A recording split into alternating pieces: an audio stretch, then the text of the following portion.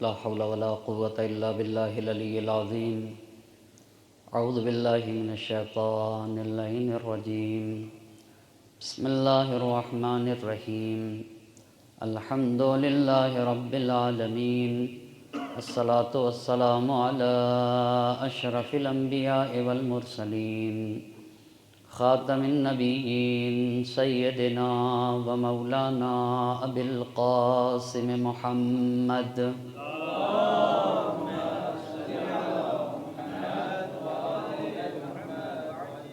وعلى أهل بيته الطيبين الطاهرين المعصومين ولعنة الله على أعدائهم أجمعين. أما بعد، فقد قال رسول الله صلى الله عليه وآله وسلم: تقبلوا لي بست أتقبل لكم بالجنة. صلوات پڑھتے بر محمد اور آل محمد.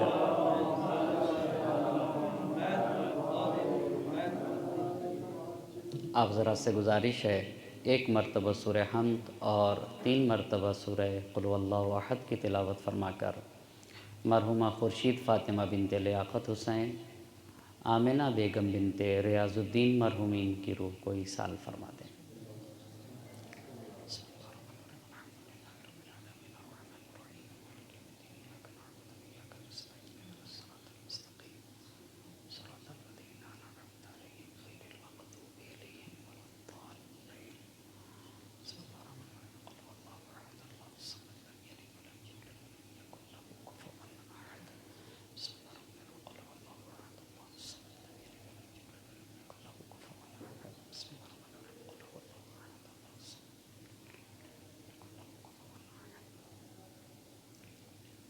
صلوات پڑھتے ہیں محمد اور آل محمد. صلوات.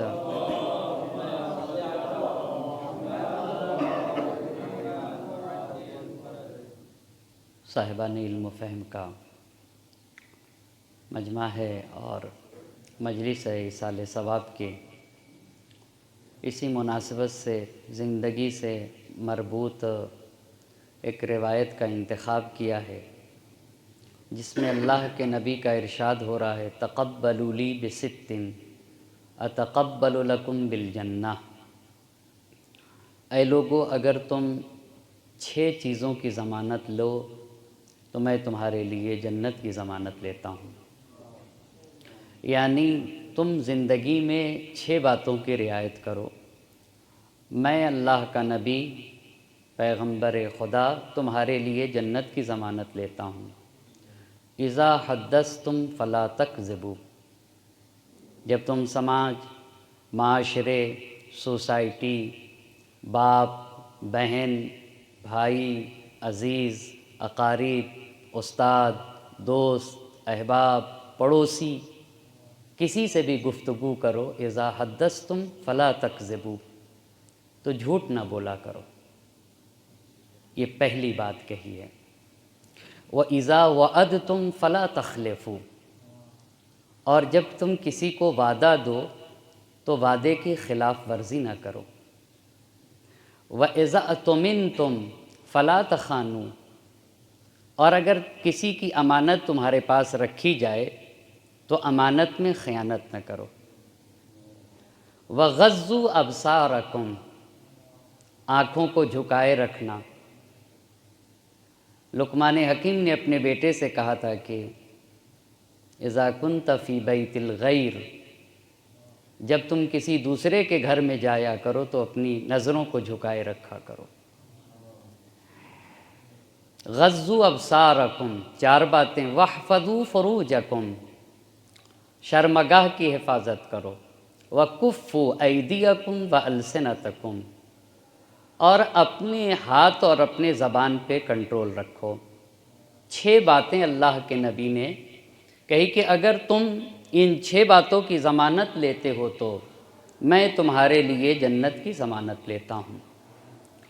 اب یہ مسئلہ ضمانت کہ میں تمہارے لیے جنت کی ضمانت لیتا ہوں، یہ ممکن ہے کہ طرف مسلمان ہو اور اس نے کوئی کار خیر کیا ہو اور ادھر سے نبی اور امام نے جنت کی ضمانت لی ہو، اور یہ بھی ملتا ہے کہ شخص نے ایک گناہ ترک کر دیا اور ترک گناہ کے سلسلے میں معصوم اور نبی نے ضمانت لی کہ تمہارے لیے جنت کی ضمانت لیتا ہوں۔ بس دو باتیں ہو گئیں، کیونکہ اس روایت میں پہلی بات یہ کہی جا رہی ہے کہ 6 باتوں کو انجام دو، میں نبی تمہارے لیے جنت کی ضمانت لیتا ہوں، یعنی کچھ کرو تاکہ ضمانت لوں۔ اور بعض روایتوں میں یہ آیا ہے کہ گناہ چھوڑو تو جنت کی ضمانت لیتا ہوں، اور یہ روایت میں وارد ہوا ہے متعدد روایات میں، نبی کی طرف سے بھی، ائمہ اطہار علیہم الصلوۃ کی طرف سے بھی۔ اسی لیے 2 روایت عرض کروں گا۔ ایک روایت یہاں سے عرض کرتا ہوں کہ اس روایت کو ابن شہراشوب نے اور راوندی نے ہشام ابن حکم سے نقل کیا ہے کہ ہشام ابن حکم کا بیان یہ ہے کہ اہل جبل کے ملوک میں سے ایک شخص ہر سال حج پہ جایا کرتا تھا۔ توجہ کریے گا، کچھ کیا تو جنت کی ضمانت لی ہے، اور جب بھی یہ حج پہ جاتا تھا ہر سال تو مدینہ منورہ میں امام صادق علیہ السلام کے یہاں جاتا تھا۔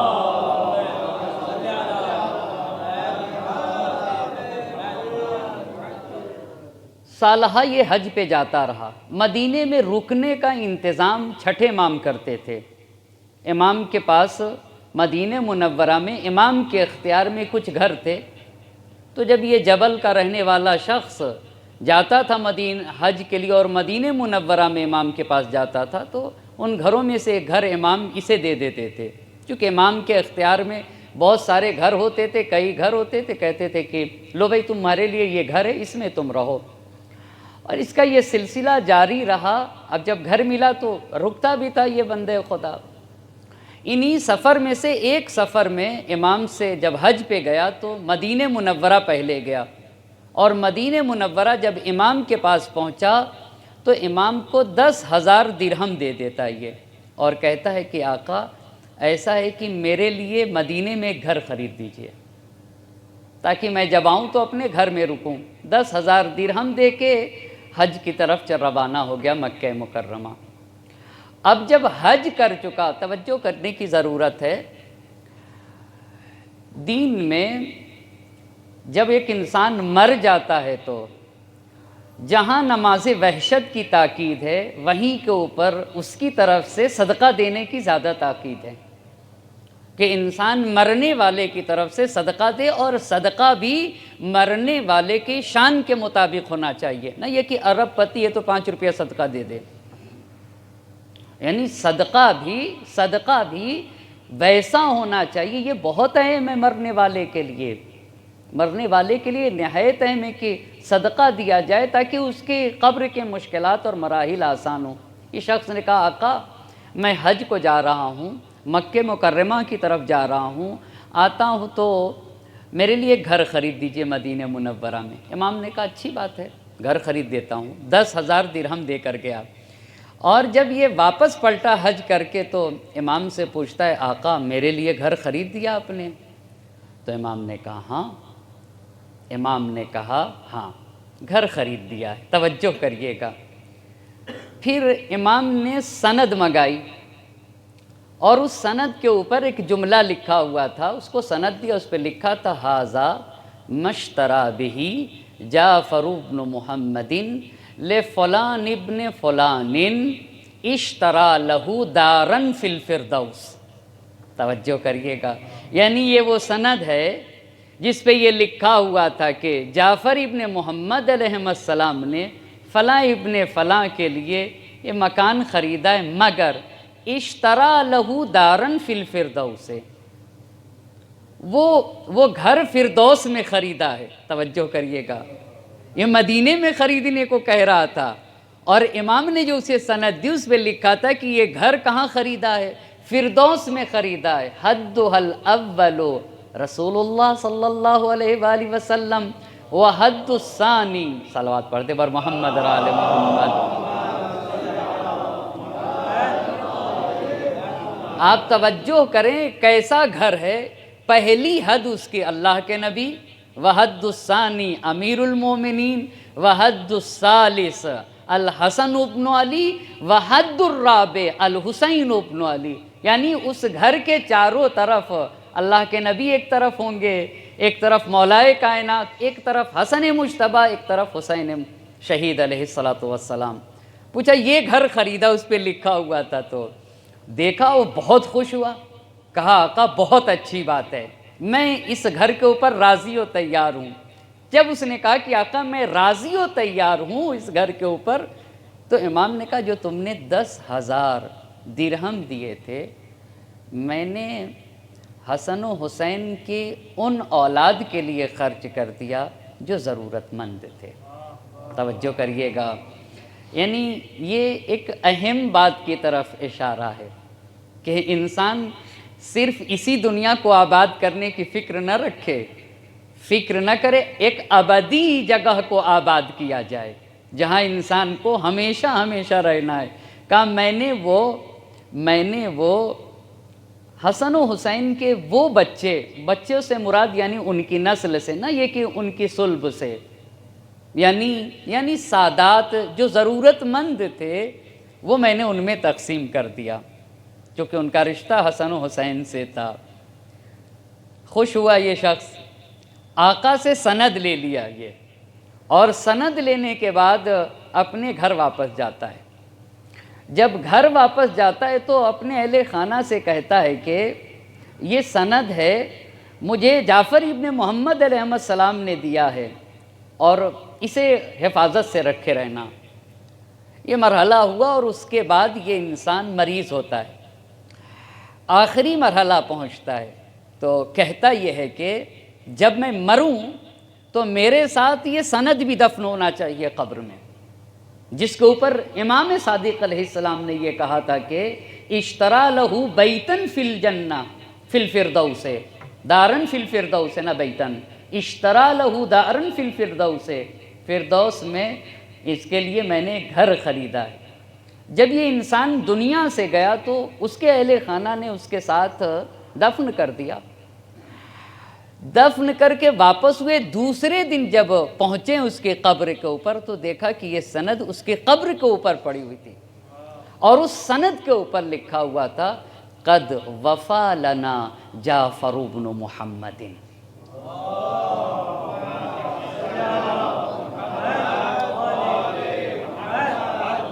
کہا جعفر ابن محمد نے، صادق آل محمد نے جو کہا تھا، جو وعدہ کیا تھا، حدیث میں بھی دوسرا فقرہ تو یہی تھا نا، اذا وعدتم فلا تخلفوا، جب وعدہ کرو تو اس کی خلاف ورزی نہ کرو۔ کہا جو وعدہ کیا تھا جعفر ابن محمد نے، امام صادق علیہ السلام نے، قد وفا لنا جعفر ابن محمد، جعفر ابن محمد نے وہ وفا کر دیا۔ ایک صلوات پڑھتے بر محمد اور آل محمد۔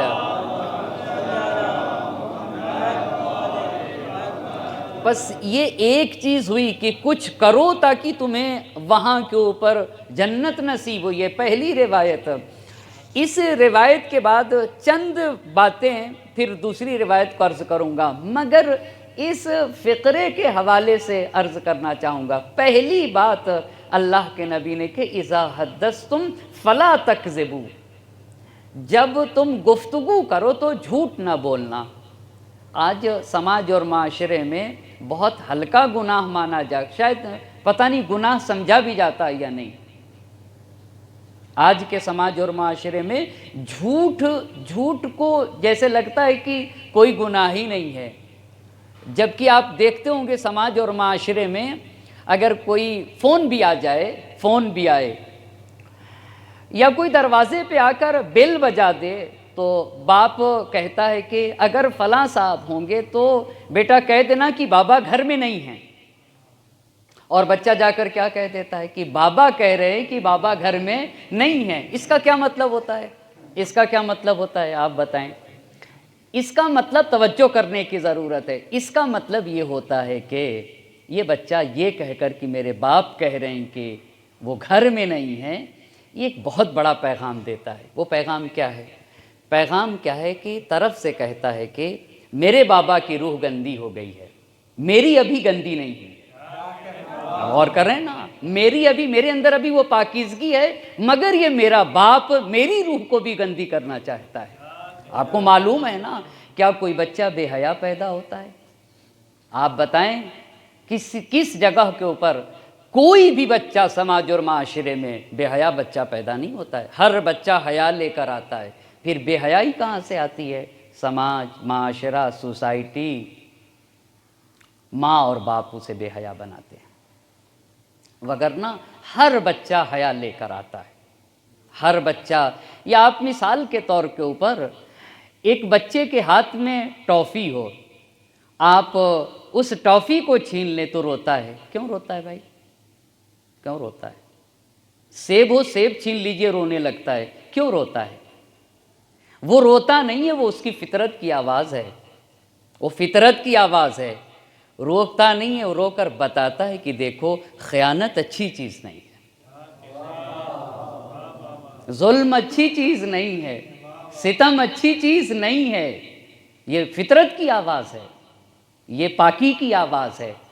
اذا حدثتم فلا تکذبوا۔ اتفاق سے ہمارے درمیان بھی بہت ساری چیزیں مسئلے آنے لگتے ہیں، یہ سب جو حضور و غیاب کی توجیہات میں بھی وہ آپ مجھ سے بہتر جانتے ہیں۔ اذا حدثتم فلا تکذبوا، بولو تو جھوٹ نہ بولو۔ کیوں اللہ کے نبی؟ کیوں؟ اس لیے کہ پہلی بات، جھوٹ اور ایمان دونوں ایک ساتھ جمع نہیں ہو سکتے۔ عجیب بات ہے، حدیث پڑھتا ہوں۔ بس پہلی چیز یہ سب غفلت ہے، یہ سب غفلت ہے کہ میں سمجھتا ہوں کہ جھوٹ بول کر کام ہو جائے گا، شاید ایسا نہیں ہے۔ جھوٹ میں کبھی بھی شجاعت نہیں آ سکتی ہے، کبھی بھی انسان کے یہاں شجاعت آ ہی نہیں سکتی ہے۔ جھوٹ پستی سے نکلتا ہے، اس کا منشا پستی ہے۔ انسان کے یہاں جب پستی پائی جاتی ہے تب جھوٹ کا سہارا لیتا ہے۔ حدیث پڑھتا ہوں، پہلی چیز، بس کیوں اللہ کے نبی جھوٹ نہیں بولنا چاہیے؟ ایاکم والکذب، جھوٹ سے بچو، فإن الکذب مجانب الایمان۔ کذب اور ایمان دونوں ایک ساتھ جمع نہیں ہو سکتے ہیں۔ جھوٹ ایمان کا دشمن ہے، یا انسان مومن ہوگا یا جھوٹا ہوگا۔ اسی لیے حسن ابن محبوب، یہ ظاہراً اصحاب اجماع میں سے ہیں، یہ کہتے ہیں کہ قلت لابی عبداللہ علیہ السلام، میں نے چھٹے امام سے پوچھا کہ آیا مومن جھوٹا ہو سکتا ہے؟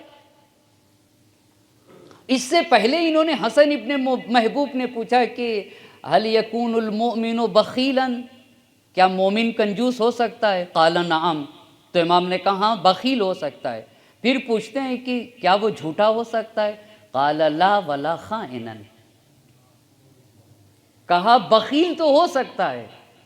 حسن ابن محبوب کہتے ہیں کہ کیا مومن جھوٹا ہو سکتا ہے؟ امام نے کہا لا ولا خائنا، نہ مومن جھوٹا ہوگا اور نہ ہی مومن خیانت کار ہو سکتا ہے۔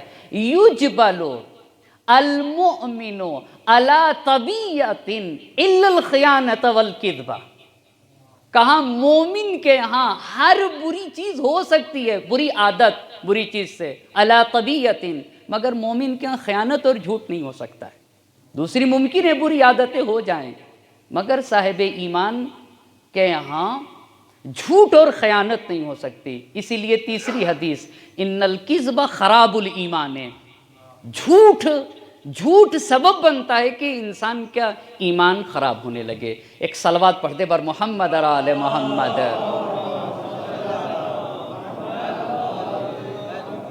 بس اس میں کیا کیا جا رہا ہے؟ بعض برائیوں سے دوری کی بات کی جا رہی ہے کہ بھئی سب برائیوں سے دوری کرو۔ اسی لیے اب دوسری روایت جہاں کے اوپر امام معصوم نے طرف سے کہا کہ میں تمہارے لیے جنت کی ضمانت لیتا ہوں، وہ ابو بصیر ہیں، اور ابو بصیر کے ایک دوست سے مراد پڑوسی، نہ یہ کہ دوست، پڑوسی تھا ابو بصیر کا جو دیوانی حکومت میں کام کرتا تھا۔ غور طلب بات ہے، دیوانی حکومت میں کام، بڑے پیسے جمع کر رکھے تھے، بڑی کنیزیں جمع کر رکھی تھیں، اور بہت زیادہ عیاشی میں اپنے دن گزارتا تھا، شراب پیتا تھا، اور ابو بصیر جو کہ چھٹے امام کے خاص صحابی ہیں، انہیں آزار و اذیت پہنچاتا تھا۔ تو ابو بصیر اسے ٹوکتے تھے کہ بھائی تم میرے پڑوسی، ان حرکتوں سے باز آ جاؤ، تم شراب پیتے ہو، عیاشی کرتے ہو، برائی کرتے ہو، باز آ جاؤ، اس سے باز آ جاؤ۔ آپ غور کریں، میرے مولا نے امام حسن علیہ السلام سے کہا احیی قلبک بالموعظہ، بہت ضروری ہے موعظہ، اپنے قلب کو زندہ کرو واعظ کے ذریعے سے۔ شیخ اعظم انصاری رحمۃ اللہ علیہ کہتے تھے کہ اصول اور فقہ کی اصطلاحیں پڑھتے سنتے سنتے میرے قلب کو زنگ لگ گیا ہے، اس لیے اپنے شاگرد کے درس اخلاق میں جا کر بیٹھتے تھے۔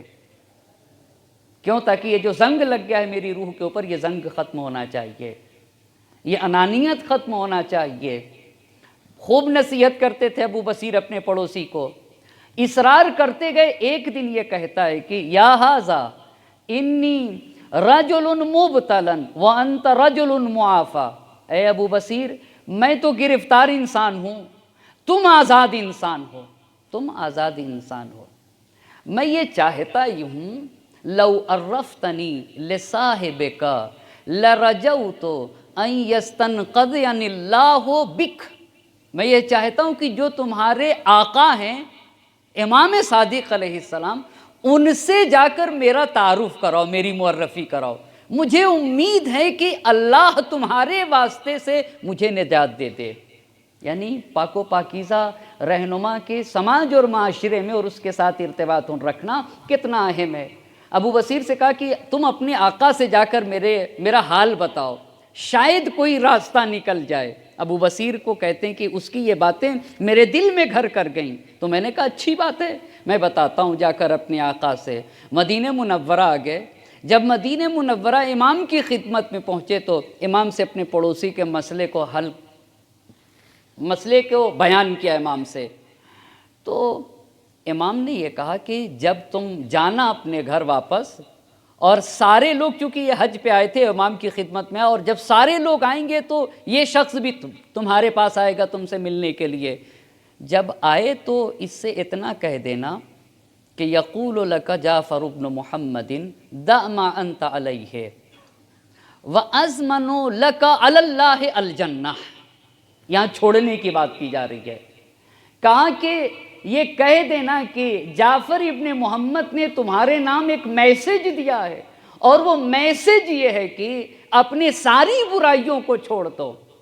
بھائی صاحب، یہی تو پانچویں امام کے پاس جب راوی نے آ کر پوچھا امام سے کہ یہ بتائیے آقا، سب سے زیادہ وہ کون سی آیت ہے جو انسان کو امید کی طرف رغبت دلاتی ہے؟ تو پانچویں امام نے اس سے پوچھا یہ بتاؤ تمہارے گھر گھرانے میں کس آیت کو مانا جاتا ہے جو سب سے زیادہ امید پہ دلالت کرتی ہے؟ تو وہ شخص کہتا ہے کہ قل یا عبادی الذین اسرفوا علی انفسہم لا تقنطوا من رحمت اللہ۔ آقا ہمارے گھر گھرانے میں تو اس آیت کو کہا جاتا ہے، یہ سب سے زیادہ امید کے اوپر دلالت کرتی ہے۔ اے وہ لوگ جنہوں نے زیادتی کی ہے، گناہ کیا ہے، لا تقنطوا من رحمت اللہ، اللہ کی رحمت سے مایوس نہ ہوں۔ تو پانچویں امام نے کہا مگر ہمارے گھرانے میں اس آیت سے زیادہ ایک دوسری آیت کو کہا جاتا ہے جو امید پر دلالت کرتی ہے، وہ آیت یہ وَلَسَوْفَ يُعْطِيكَ رَبُّكَ فَتَرْضَىٰ۔ اے میرے حبیب، ہم آپ کو اتنا دیں گے کہ آپ راضی ہو جائیں گے۔ یعنی ہر صاحب ایمان کو نبی اور آل نبی کی شفاعت کی امید رکھنا چاہیے۔ کہا اللہ کے نبی شفاعت کریں گے۔ کہا کہ جعفر ابن محمد نے تمہارے نام پیغام بھیجا ہے، اور وہ پیغام یہ ہے کہ دع ما انت علیہ، جو تمہارے اندر کمیاں اسے چھوڑ دو۔ انا ازمن لک علی اللہ الجنہ، میں تمہارے لیے جنت کی ضمانت لیتا ہوں، جنت کی تمہارے لیے ضمانت لیتا ہوں۔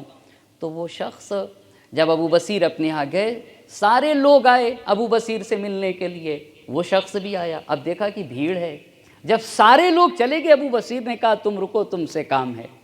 اپنے پڑوسی کو روکا اور کہا کہ میرے آقا نے تمہارے نام ایک پیغام دیا ہے، وہ پیغام یہ دیا ہے کہ جو تمہارے اندر کمیاں اسے چھوڑ دو، اور وہ انہوں نے کہا ہے کہ میں تمہارے لیے جنت کی ضمانت لیتا ہوں۔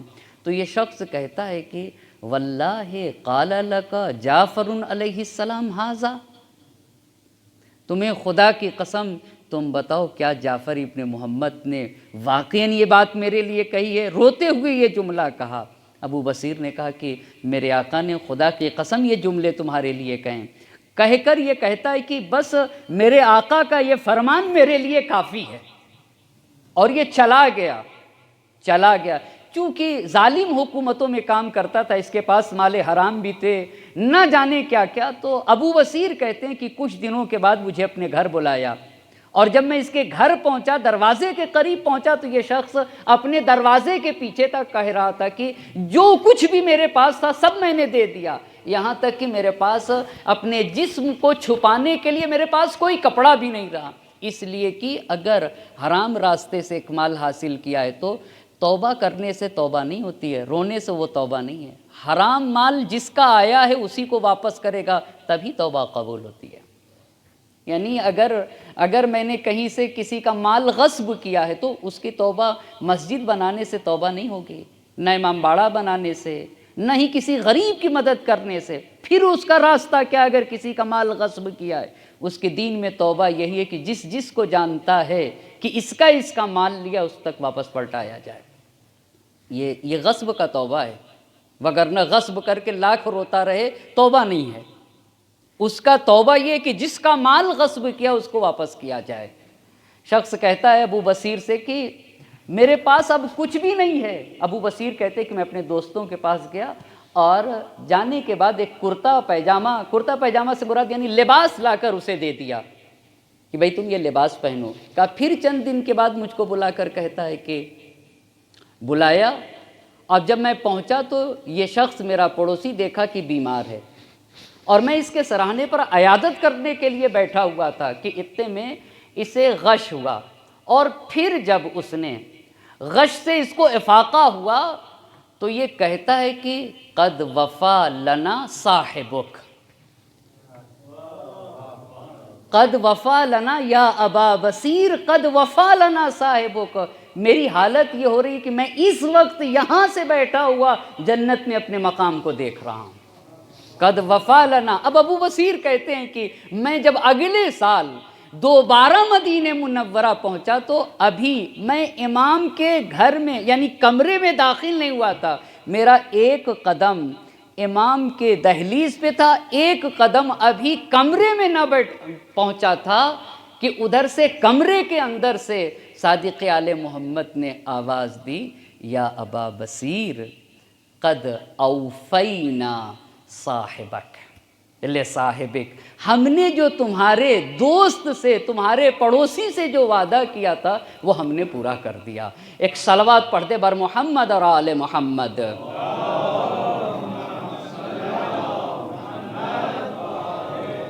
ایک اور صلوات کا سہارا دے بر محمد اور آل محمد صلوات۔ بس پہلی چیز اذا حدثتم فلا تکذبوا، جب تم گفتگو کرو تو جھوٹ نہ بولو۔ کیوں؟ اس لیے کہ ایمان پہلی بات۔ کیوں جھوٹ نہ بولا جائے؟ اس لیے کہ ایمان اور جھوٹ دونوں ایک ساتھ جمع نہیں ہو سکتے، یہ پہلی بات۔ دوسری بات یہ ہے کہ ساری برائیوں کی چابی جھوٹ ہے۔ کیسے؟ یعنی ساری برائیوں کی اساس جھوٹ ہے، یہ بہت اہم چیز ہے۔ وہ کیسے؟ روایت پڑھتا ہوں تاکہ پتہ چلے۔ ان اللہ جعل للشر اقفالا، قفل نہیں کہا روایت نے، ایک برائی کے لیے کئی تالے لگا رکھے ہیں، ایک برائی کے لیے کئی تالے لگا رکھے ہیں۔ وجعل مفاتیح تلک الاقفال الشراب، اور یہ سارے تالے کس سے کھلیں گے؟ جی شراب سے کھلیں گے نا۔ وَأَشَرُّ مِنَ الشَّرَابِ الْكِذْبُ، سارے برائیوں کے تالے کھلیں گے کس سے؟ شراب سے، اور شراب سے بھی زیادہ بدتر جھوٹ ہے۔ کیوں جھوٹ ہے؟ اب توجہ کریے گا، ایک اور روایت پڑھتا ہوں تاکہ میری اور بات واضح ہو سکے۔ اس کو علماء نے بڑی عظیم بات کہ بھائی صاحب، ایک انسان جب شراب پیتا ہے تو مست ہو کر کوئی برائی انجام دیتا ہے، شر کو، مگر جھوٹ بولنے والا انسان کیا اس کے یہاں کوئی مستی ہے؟ یعنی جو بے خود ہو جاتا ہو اور اپنے سے باہر ہو جاتا ہو. یہ ایک تو جی. دوسری بات، دوسری روایت کرو تاکہ اس سے واضح ہو جائے. جُعِلَتِ الْخَبَائِثُ كُلُّهَا فِي بَيْتٍ وَجُعِلَ مِفْتَاحُهَا الْكِذْبُ. یعنی اگر سارے برائیوں کو ایک کمرے میں رکھ دیا جائے تو اس برائی کے چابی کیا ہے؟ جھوٹ ہے. کیسے؟ اب اس بات کو واضح کرنے کے لیے اگر جھوٹ انسان کی زندگی میں ہے تو ہر برائی کر کے جھوٹ بول دے گا. کر سکتا ہے یا نہیں؟ بھائی کوئی بھی میں برائی کروں جھوٹ بول دوں گا. لیکن اگر انسان نے اپنی زندگی کا یہ دستور بنا لیا کہ مجھے جھوٹ نہیں بولنا ہے، یقین مانیے ہر برائی سے بچ جائے گا. وہ کیسے؟ روایت آپ کی خدمت میں عرض کرتا ہوں. ایک شخص اللہ کے نبی حضرت محمد مصطفیٰ صلی اللہ علیہ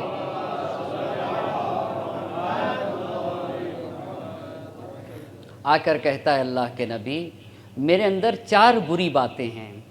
ابھی یہ بھی دیکھیے کتنے غور طلب باتیں ہیں، اور آپ مجھے معاف کریے گا چونکہ میری عادت ہی ہے اس طرح کی گفتگو کرنا. ایک اور صلوات پڑھ دے بر محمد اور آل محمد. انشاءاللہ بس قریب کر رہا ہوں اپنے گفتگو کو، ختم کر دوں گا جلدی سے. ایک اور صلوات پڑھتے بر محمد اور آل محمد.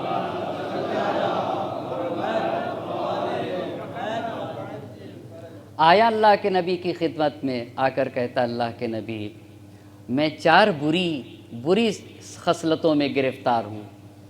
زنا کرتا ہوں، چوری کرتا ہوں، شراب پیتا ہوں، جھوٹ بولتا ہوں. کتنی باتیں کہی؟ 4 باتیں. کیا کیا؟ زنا کرتا ہوں، چوری کرتا ہوں، شراب پیتا ہوں، اور آپ کی وجہ سے، آپ کی خاطر ایک کو چھوڑ سکتا ہوں. نبی گرامی سے کہہ رہا ہے کہ آپ کی خاطر ان میں سے 4 میں سے ایک کو چھوڑ سکتا ہوں. اللہ کے نبی آپ اجازت دے دیں کس کو چھوڑوں؟ توجہ کریے گا. جُعِلَتِ الْخَبَائِثُ كُلُّهَا فِي بَيْتٍ وَجُعِلَ مِفْتَاحُهَا الْكِذْبُ. ساری برائیاں ایک گھر کے کمرے کے اندر ہیں، اور ان سب کی چابی کیا ہے؟ جھوٹ ہے. وہ کیسے اس روایت سے پتہ چلے گا؟ اللہ کے نبی ان 4 بری خصلتوں میں گرفتار ہوں، کسے چھوڑ دوں؟ آپ کی وجہ سے ایک کو چھوڑ سکتا ہوں. تو نبی گرامی نے کہا جھوٹ چھوڑ دو. توجہ کریے گا. اللہ کے نبی نے کہا آپ سمجھے تو کتنی عظیم بات، کتنا عظیم. اذا حدثتم فلا تکذبوا. بولو تو جھوٹ نہ بولنا، کبھی بھی جھوٹ نہ بولنا. کہا جھوٹ چھوڑ دو. اچھا نبی سے وعدہ کر کے گیا کہ اللہ کے نبی آپ کی خاطر کبھی جھوٹ نہ بولوں گا. آیا اب یہ زنا کرنے جا رہا تھا. جب زنا کرنے کی طرف بڑھا تو یہ کہتا ہے کہ اپنے سے خود سوچتا ہے کہ اگر اللہ کے نبی نے پوچھا کہ تم نے کوئی برا کام کیا، اور انہیں معلوم، اور انہیں پوچھا کہ زنا کیا، تو میں کیا کہوں گا؟ میں تو وعدہ کر کے آیا ہوں کہ جھوٹ نہیں بولوں گا. اگر کہتا ہوں کہ نہیں کیا تو وعدے کی خلاف ورزی کرتا ہوں، اور اگر کہتا ہوں کہ اللہ کے نبی میں نے کیا تو مجھ پہ حد جاری ہوگی. پیچھے ہٹ جاتا ہے. میں وعدہ کر کے آیا ہوں جھوٹ نہیں بولوں گا. چوری کی طرف جاتا ہے. کہا پوچھیں گے تو میں کیا کروں گا. آتا ہے شراب خواری کی طرف. کہا اللہ کے نبی پوچھیں گے تو میں کیا کروں گا. اس سے بھی چھوٹ جاتا ہے. یہ ساری چیزیں جب دیکھا تو نبی کے پاس آ کر کہتا ہے کہ اللہ کے نبی آپ نے تو میرے لیے ساری برائیوں کے راستے بند کر دیے. آپ نے تو ایک ایسا دستور دیا ہے جس کی وجہ سے میرے لیے ساری برائیوں کے راستے بند کر دیے. اللہ کے نبی میں نے ساری برائیوں کو چھوڑ دیا ہے.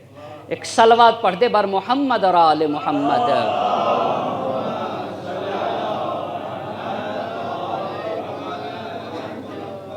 خوب پس پہلی بات جھوٹ کے جو اثرات ہیں زندگی میں آپ بتائیں. پہلا اثر کیا ہوا؟ جھوٹ اور ایمان جمع نہیں ہو سکتے، یہ پہلا اثر. دوسرا اثر کیا ہوا؟ ساری برائیوں کی بنیاد اور چابی جھوٹ ہے۔ تیسری بات، جھوٹا انسان کبھی بھی جمع مرد نہیں ہو سکتا ہے، کبھی بھی۔ جو انسان جھوٹا ہوتا ہے نا، جھوٹ بولتا ہے، ہمیشہ ڈرا ہوا رہتا ہے۔ آپ بتا دیں مگر یہ کہ جھوٹ بولتے بولتے اتنا جری ہو گیا ہو کہ وہ جھوٹ ملکہ ہی بن گیا ہو۔ آپ کو معلوم ہے، ہمارے استاد نے ایک دن بڑی عظیم بات کہا کہ جو صفت، بری صفت انسان کا ملکہ بن جائے وہ بہت خطرناک ہے۔ چونکہ یہ جو ثواب ہے، ثواب کہ ہمیں ثواب، اصلاً ثواب کا مطلب ہے صوب، صابہ کا معنی ہوتا ہے رجع، صاب الی دارہ رجع الی دارہ۔ تو ثواب ہم کیوں کہتے ہیں؟ اس کی بھی دو وجہ بتائی گئی ہے۔ کیا چیز پلٹتا ہے ہم کو؟ یا تو عمل کی جزا پلٹتی ہے، ٹھیک ہے، اس لیے اس کو ثواب کہا جاتا ہے، یا نہیں خود عمل پلٹتا ہے۔ عجب، یہ کیسے خود عمل پلٹتا ہے؟ تجسم اعمال یعنی مثال کے طور کے اوپر ہر عالم کے اپنے تقاضے ہیں نا، ہر عالم کے اپنے تقاضے ہیں۔ بس ایک مختصر سی اپنی بات کو یہاں محدث نوری رحمۃ اللہ علیہ کے لکھا ہے کہ جنت وادی السلام میں کہنے لگے کہ ایک قبر کھودی جا رہی تھی، بھائی وہاں کھڑا ہوا تھا، تجسم اعمال کو بتا دوں کیا پلٹتا ہے؟ یا تو جزا پلٹتی ہے یا خود عمل پلٹتا ہے۔ کہ میں کھڑا دیکھ رہا تھا، دیکھا کہ ایک قبر کھودی جا رہی ہے، ایک خوبصورت جوان اس قبر کے اندر آیا اور اس میں چلا گیا۔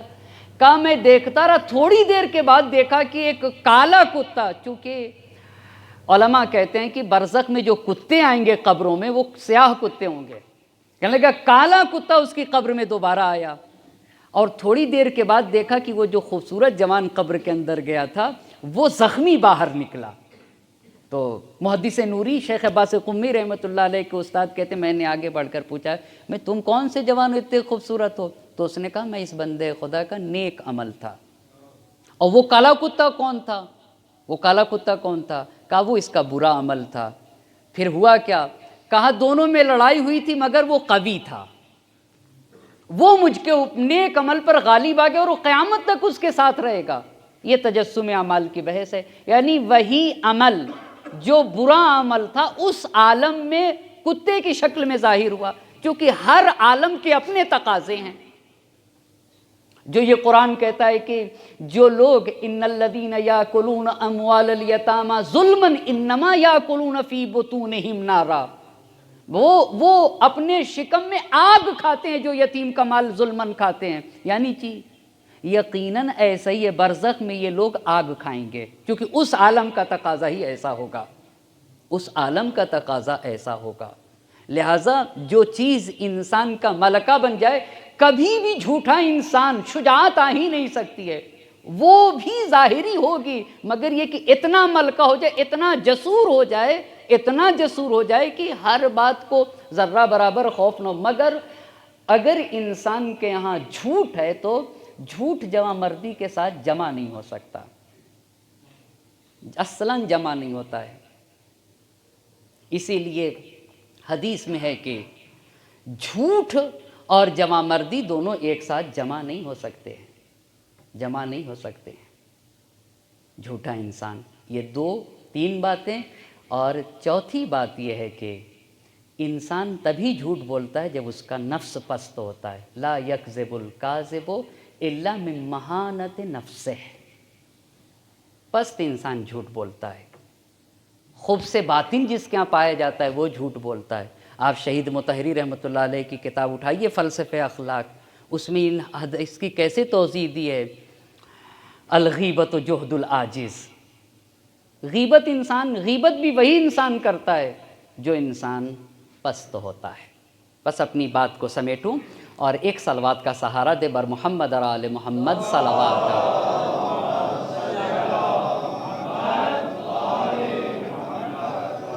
پہلی بات، جھوٹ اور ایمان دونوں جمع نہیں ہو سکتے۔ دوسری بات، ساری برائیوں کی چابی جھوٹ ہے۔ تیسری بات، جھوٹ اور جمع مردی دونوں ایک ساتھ جمع نہیں ہو سکتے۔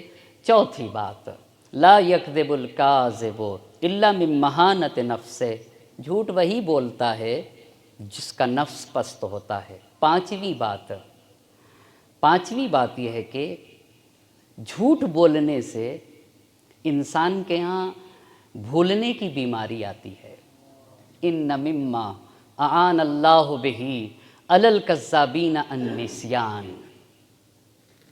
کا جو انسان جھوٹ بولتا ہے اس انسان کے یہاں نسیان اور فراموشی کی بیماری آتی ہے۔ بس پہلی بات اللہ کے نبی نے کہی کہ اذا حدثتم فلا تکذبوا، اذا وعدتم فلا تخلفوا، وعدہ کرو تو خلاف ورزی نہ کرو، اذا اؤتمنتم فلا تخانوا، اگر تمہارے پاس امانت ہو تو امانت میں خیانت نہ کیا کرو، غضوا ابصارکم، آنکھوں کو جھکا کے رہا کرو، واحفظوا فروجکم، شرمگاہوں کی حفاظت کیا کرو، اور کفوا ایدیکم والسنتکم، یہی تو سچے مسلمان کی بھی پہچان ہے نا۔ المسلم من سلم المسلمون، اور بعض حدیث میں آیا المسلم من سلم الناس من یدہ ولسانہ، کہیں الناس کی لفظ آئی ہے، کہیں المسلمون کی لفظ آئی ہے۔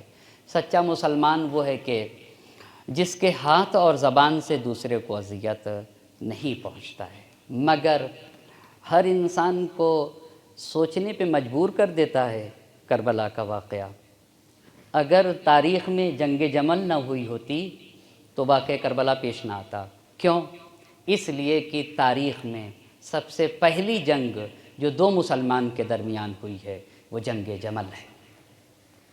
اس سے پہلے دو مسلمانوں کے درمیان جنگ نہ ہوئی۔ یہ اگر تاریخ میں جنگ جمل واقع نہ ہوئی ہوتی تو کربلا کا یہ معرکہ پیش نہ آتا۔ یقیناً اسی لیے حق ہے کہ ہر سال ہمیشہ ہم اپنے ایصال ثواب کی مجلسوں میں بھی سید الشہداء کا ذکر کرتے ہیں اور تذکرہ کرتے ہیں۔ میں آپ سے اتنا پوچھنا چاہوں گا کہ کیا حسین کو اپنا بیٹا پیارا نہ تھا؟ کیا حسین کو علی اصغر پیارے نہ تھے؟ کیا حسین کے لیے حسین کے بھائی عباس پیارے نہ تھے؟ سب کچھ پیارا تھا، مگر دین خدا کی بقا کی خاطر زہرا کے لال نے سب کچھ راہ خدا میں قربان کر دیا۔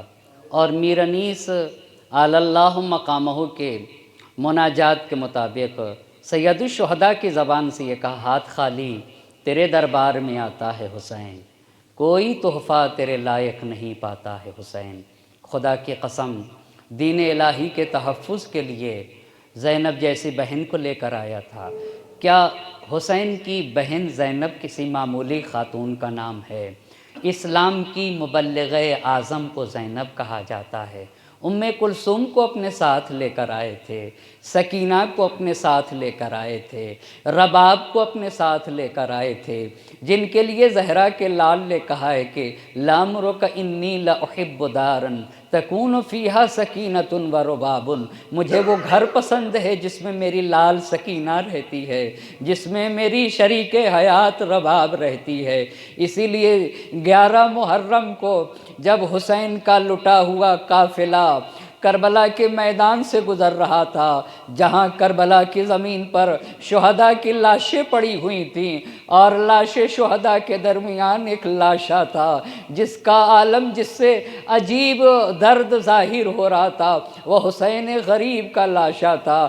ہر ایک خاتون نے اپنے آپ کو مقتل پہ زمین پر گرانے کے بعد، سید الشہداء کے قریب پہنچانے کے بعد حسین کے گلوئے اطہر کا بوسہ لیا ہے۔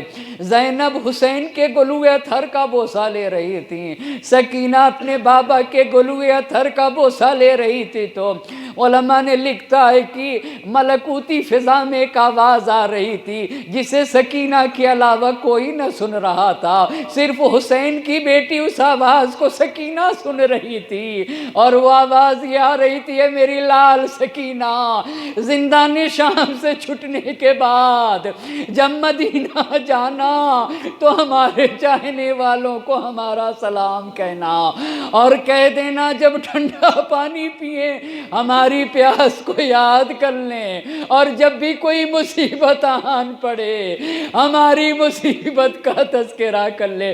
عزادارو، مقتل نے ہر ایک کے لیے لکھا ہے، مگر رباب کا کیا کردار تھا؟ وہیں رباب بھی موجود تھی، مگر رباب کے کردار کو مقتل نے نہ لکھا۔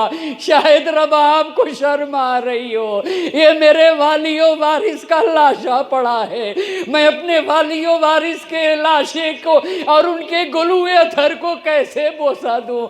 مگر اللہ اللہ، مقتل نے لکھا ہے، یہی رباب جب دربار ابن زیاد میں لاشا حسین کا سر اقدس پہنچا، ابن زیاد سر کے ساتھ توہین کر رہا تھا، رباب برداشت نہ کر سکی، رباب نے سر حسین کو اپنے ہاتھوں پہ لے لیا، اپنے سینے سے لگانے کے بعد مرثیہ پڑھ دیا، واہ حسینہ فلا نسیت حسینہ، ہائے میرا حسین، میں اپنے حسین کو نہیں بھول سکتی، میرے حسین کو غسل و کفن نہ دیا گیا، میرے حسین کا لاشا کربلا کی جلتی زمین پہ پڑا رہا، میرے حسین پہ نماز نہ پڑھی گئی، میرے حسین کو کفن نہ دیا گیا، اسی لیے قبر